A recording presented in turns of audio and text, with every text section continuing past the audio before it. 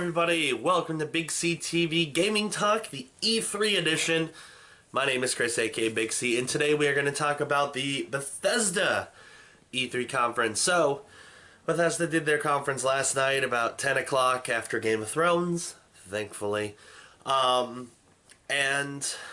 it was a pretty solid conference, actually. I was very impressed with a lot of what they showed off and what they talked about.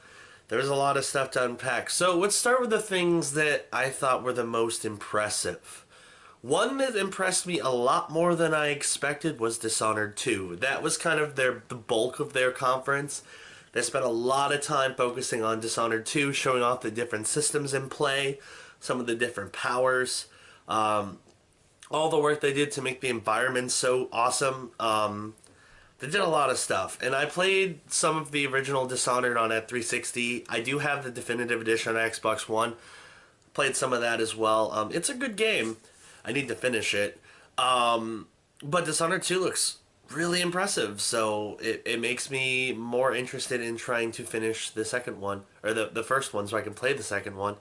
I also did find it very cool that they're giving out definitive edition for free. If you pre-order Dishonored 2, so I think that's cool. Also, kind of a slight to those of us who bought it, but I mean, I have a disc version, so I can trade it in, no big deal. But kind of cool, so something to look at. Another game that kind of surprised me was Prey. Now, there were some light rumors floating around that Prey 2 might be coming back. It was a game that was canceled back in 2011 and reportedly moved to Arcane, the same guys who were working on Dishonored, except it's a different team. It's the Austin team as opposed to the Paris or the France team.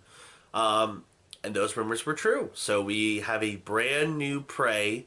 It looks nothing like either the original Prey or like what Prey 2 is supposed to be.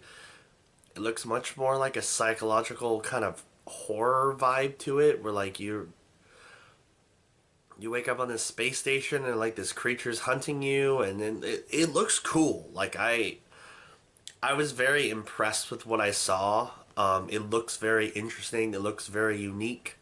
I think it's going to be one of those games that is going to be really interesting when it comes out. And it was kind of unexpected, so I think that one impressed me a lot, and I cannot wait to see more of what it is. One that kind of surprised was Quake. Quake Champions was announced for PC. Now, it is only on PC and is a multiplayer hero arena shooter. I think that's a good direction to take the Quake franchise in.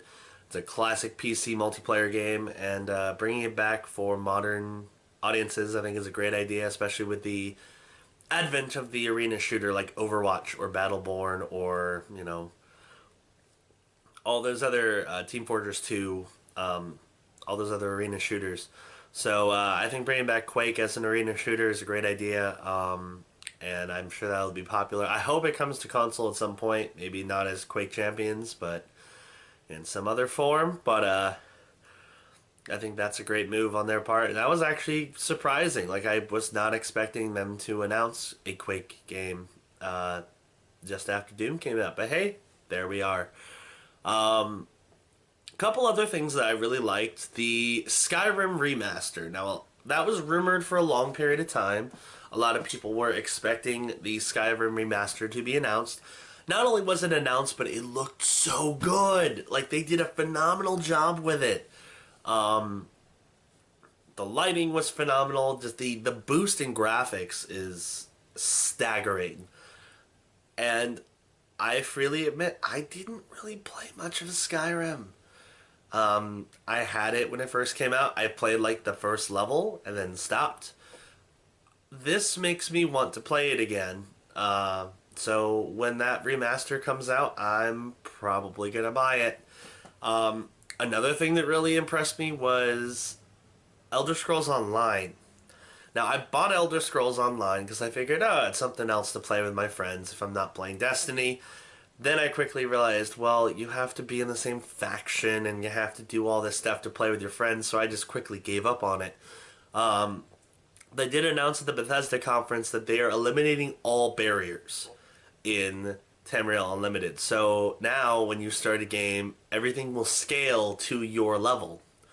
So you can play with whoever you want, wherever you want.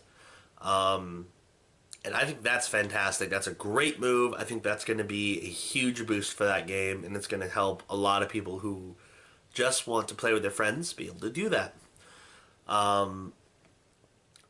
So I think overall, they also talked about VR, which was interesting. They're doing VR version of Doom and of Fallout 4.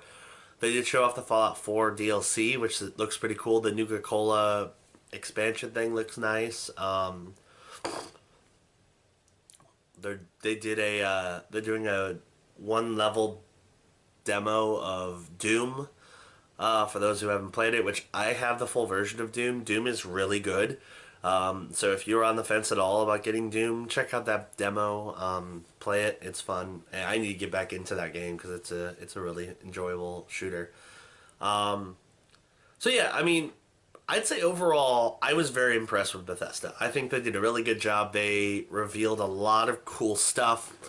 There wasn't a single thing like EA's conference and was like, why are they talking about this? Everything looked good. And even games that I wouldn't necessarily be interested in or interested in going back to, like Elder Scrolls Online, I was very interested in.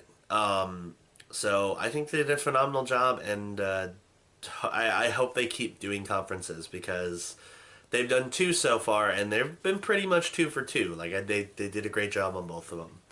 So good job, Bethesda. I look forward to playing more of your games in the fall as well as into the upcoming years. So please keep making good games. Yay.